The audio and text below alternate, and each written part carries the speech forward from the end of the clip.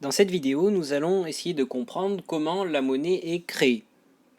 Nous verrons notamment que le crédit est une des sources essentielles de la création monétaire. Pour comprendre comment la monnaie est créée, il faut tout d'abord avoir une vue d'ensemble du système bancaire. Le système bancaire regroupe les banques commerciales, la banque centrale et les entreprises et les ménages. Les banques commerciales collectent l'épargne des entreprises et des ménages et leur accordent des crédits. Ce mécanisme se fait sous le contrôle de la Banque centrale, ainsi que nous le verrons dans une prochaine vidéo. La Banque centrale approvisionne les banques commerciales en monnaie centrale. On constate donc que de la monnaie circule en permanence dans l'économie. Nous allons voir que la création monétaire désigne toute opération qui conduit à augmenter le stock de monnaie en circulation. Nous allons maintenant envisager les différents cas de figure qui permettent de conduire à une création monétaire. Les trois sources de la création monétaire sont tout d'abord la création de monnaie par le crédit, puis nous verrons qu'il peut y avoir une création de monnaie par les devises, et enfin il peut y avoir création monétaire grâce aux emprunts qui sont souscrits par l'État auprès des banques. Nous allons maintenant revenir en détail sur ces trois formes de création monétaire. Nous allons tout d'abord nous intéresser à la création de monnaie par le crédit. Dans ce cadre, les banques commerciales ont un rôle central. Nous allons prendre un exemple très simple. Supposons qu'un particulier, M. Dupont, a besoin d'un prêt de 50 000 € pour s'acheter un appartement. Il va s'adresser à la banque A, qui est prête à lui prêter ces 50 000 € à un taux d'intérêt attractif sur 10 ans. Que se passe-t-il dans cette situation ? Eh bien, quand une banque commerciale accorde un crédit à un agent économique, un particulier ou une entreprise, elle crée de la monnaie scripturale en inscrivant tout simplement la somme correspondant au crédit accordé sur le compte courant du client bénéficiaire du prêt. On voit par exemple que dans l'actif de M. Dupont, c'est-à-dire ce qu'il possède, que son compte en banque a été crédité de 50 000 €. On constate que M. Dupont a également à son passif une dette à l'égard de la banque A qui est de 50 000 €. Ce tableau nous permet de représenter ce que M. Dupont possède et ce qu'il doit. Ce qu'il possède est à l'actif, ce qu'il doit est au passif.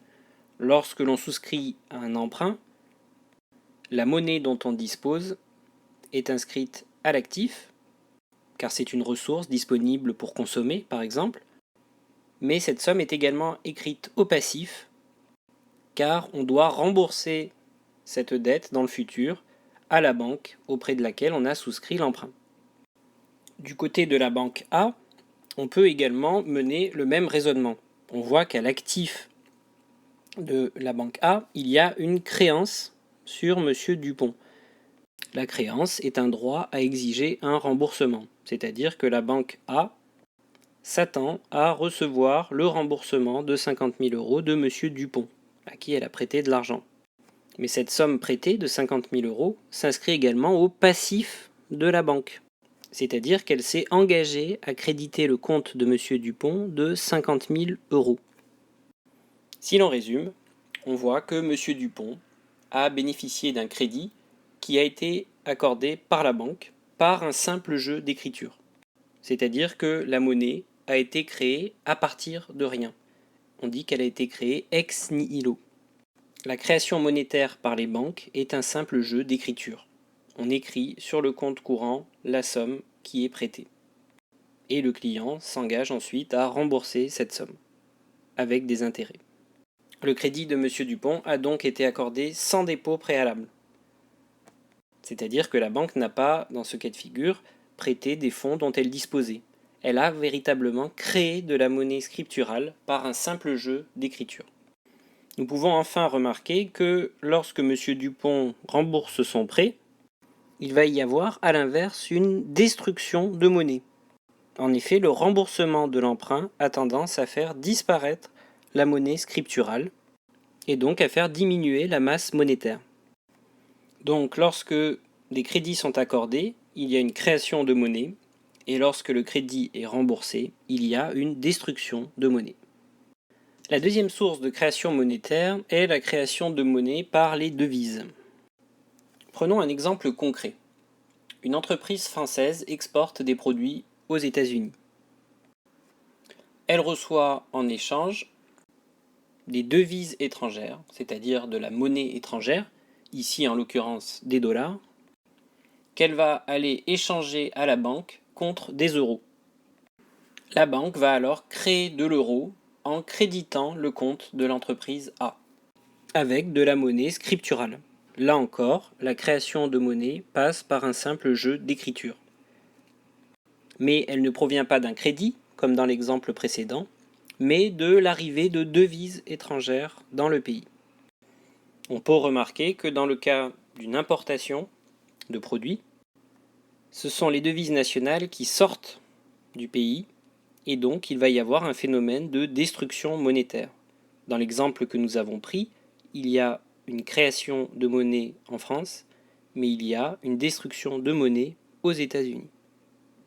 La dernière source de création monétaire est celle qui est liée à l'endettement de l'État. En effet, lorsqu'un État n'a pas suffisamment de ressources pour financer ses dépenses, il doit alors emprunter de l'argent. Il emprunte cet argent auprès des banques commerciales qui vont lui prêter de l'argent en échange d'une reconnaissance de dette. L'argent prêté est encore une fois de la monnaie scripturale, qui est une monnaie d'écriture. On est ici dans une logique de création monétaire très proche de celle que nous avons vue dans le point 1. Les banques commerciales prêtent de l'argent et reçoivent en échange ce que l'on appelle des bons du trésor, c'est-à-dire une reconnaissance de dette de la part de l'État. L'endettement de l'État a tendance à donc augmenter la masse monétaire en circulation. On voit donc que la masse monétaire, qui est la quantité de monnaie en circulation dans l'économie, dépend de deux choses, du flux de crédits nouveaux qui arrivent dans l'économie, mais également du flux de remboursement de crédit. On peut représenter cette situation sous forme d'un bassin dans lequel couleraient les crédits nouveaux qui alimentent la masse monétaire, mais au fur et à mesure que ces crédits sont remboursés, la masse monétaire a tendance à diminuer, c'est-à-dire qu'il y a des fuites. Il y a un flux de remboursement de crédit qui a tendance à faire diminuer la masse monétaire. On voit donc que la masse monétaire varie en fonction des flux de crédits nouveaux et de remboursement de crédit. Si la création monétaire est supérieure à la destruction monétaire, c'est-à-dire s'il y a plus de crédits nouveaux que de crédits remboursés, alors on a une augmentation de la masse monétaire.